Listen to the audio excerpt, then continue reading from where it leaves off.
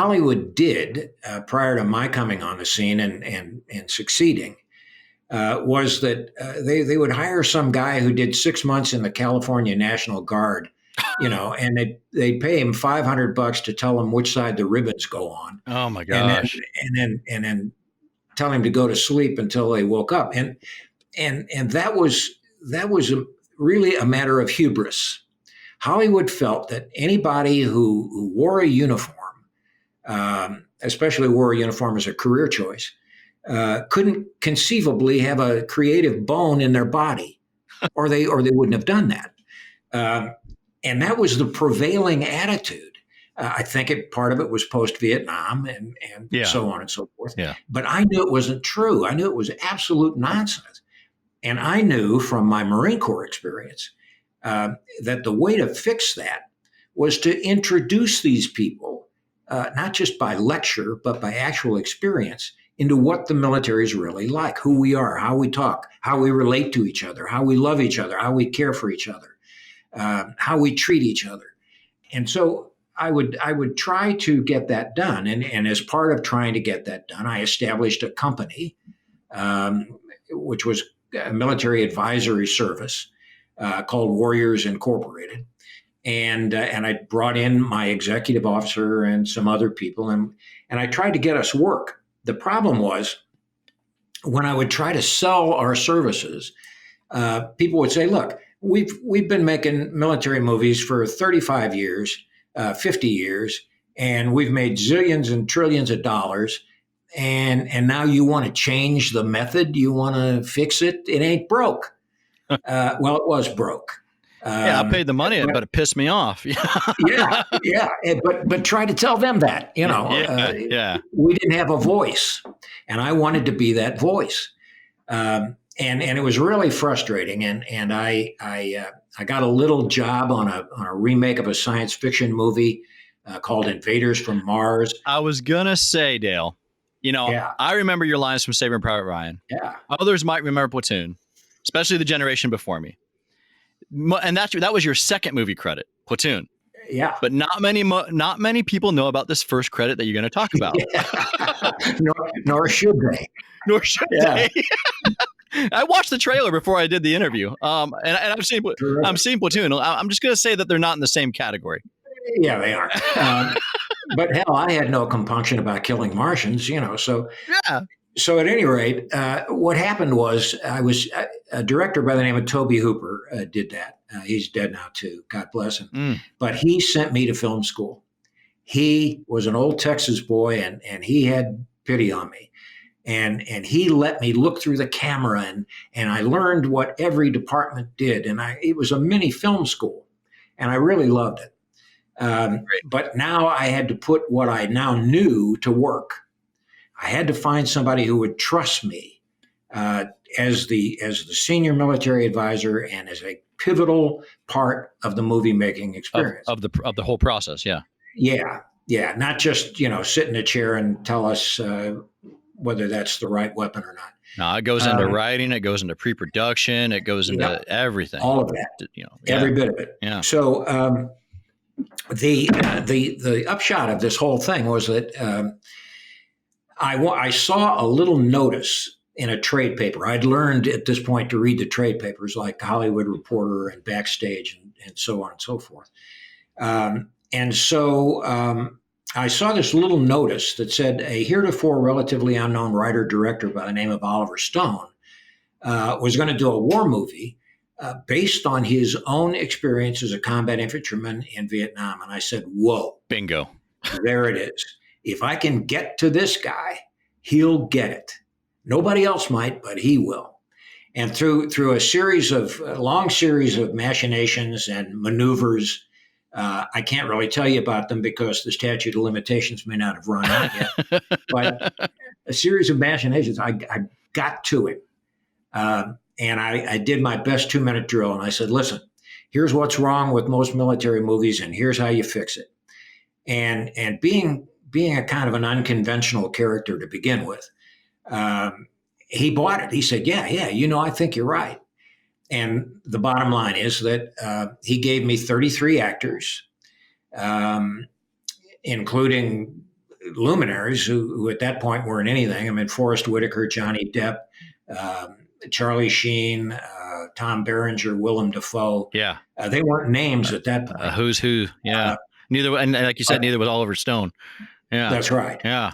So he let me take them into the mountains of the Philippines, into the jungle mountains, south central Luzon, and train them for 3 weeks. And man, no contact whatsoever. They lived like grunts.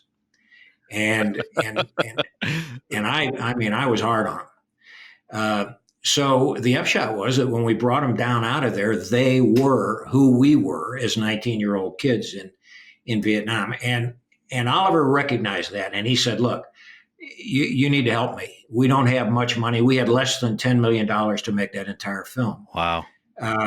He said, "You got to help me, and I want you to be my eyes and ears everywhere." And I was. So I really was used as a military advisor should be used. And of course, the upshot is that we brought that little film home, and we showed it around, and lo and behold, it won 4 Academy Awards, including Best Picture. And Oliver was kind enough to recognize me. I went to the Academy Awards event in my dress blues. Oh, that's great. And yeah, that, of course, the cameras all came to me. But but you knew that. Who could get the blues? Right. So he recognized me from the stage as being such a pivotal part of the success of Platoon. And from that point on, all those people who used to throw me out of their offices and throw me off the lots, they were all calling me and saying, "Oh, you got to help us do this, that, and the other." And that's kind of how it built. How it took off. So Warriors Inc., 141 credits in film between film, television, and gaming. Probably more than that are on you probably have more than what's on IMDb. Yeah, there's a few on I've intentionally not included. Well, you got Invaders from Mars on there, but yeah, I got you. Yeah. That was the first one. That's an homage to Tobe Hooper. That's exactly, and that's the first one. You always got to recognize your first where you started. 4 of those films have gone for nominated for Best Picture. What is one movie that doesn't get as much recognition that you think should? We talked about Rough Riders. That I really think is a terrific film. Yeah. But it didn't get half the attention that it should have gotten. And I'd like to see that one get a little more attention. I think that if you talk about the TV series The Pacific, I think we will always live in the shadows of the predecessor, Band of Brothers. Yeah. Although we could have done better with the Pacific, but I'd like to see that one get a little more attention. Yeah. And there are some little gems that we've done here and there. We did a film with River Phoenix called Dogfight, directed by Nancy Savoca, that I think should have gotten more attention. So Hollywood is a really fickle mistress, but there is a tendency to roll the dice and bet that this is going to be good and that's going to be good, rather than just running it out there and letting the audiences make that decision. Yeah. So I think those are a couple that I think deserve more attention than they've got. Let's talk about one coming out for the military community. You got Last Full Measure. Full disclosure, when I walked into the screening of that film, I didn't know what kind of film it was, meaning I thought it was a student film or something when I was at the conference. Mm-hmm. And when I opened that door and it was during the final act, I was not prepared for Sam Jackson, Sebastian Stan, Christopher Plummer, Ed Harris, William Hurt, and of course you. This film has some star power behind it. Yeah, it did. Todd Robinson, who's the director and the writer, took that film, which is about an Air Force PJ in Vietnam, parachute jumper rescue guy. William Pitzenberger, the very real story of how it took forever to get his Medal of Honor upgraded. Pitzenberger, yeah. And Todd really got into that story.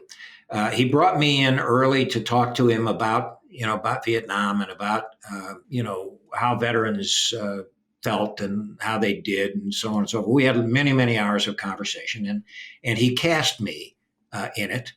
I didn't know it at the time, but he's a big Dale Dye fan. He'd seen a lot of the stuff I had done, Yeah. both in front of the camera and behind the camera, and so Todd really worked his bolt. He talked to I don't know how many people, and called and just wanted to get some star power into it. And the story appealed, I think, to guys like Sam Jackson and a number of other actors, because there are such beautiful emotional pieces in it. Yeah. And Sebastian Stan did a great job, I thought. Yeah. And I didn't suck as the veteran congressman. I think you did just fine. I think you did great. I think you did great. I loved it. But that's another film I'm afraid might not get all it deserves. It is a wonderful story of love between veterans. Yeah, absolutely. Who will not let those memories and the heroism exhibited by people like Pitts and Barger, they won't let that go unheralded, no matter how long they have to work, no matter how many hurdles they have to climb. And that's really the story. That's the attraction. I think it's going to mean a lot to that pararescue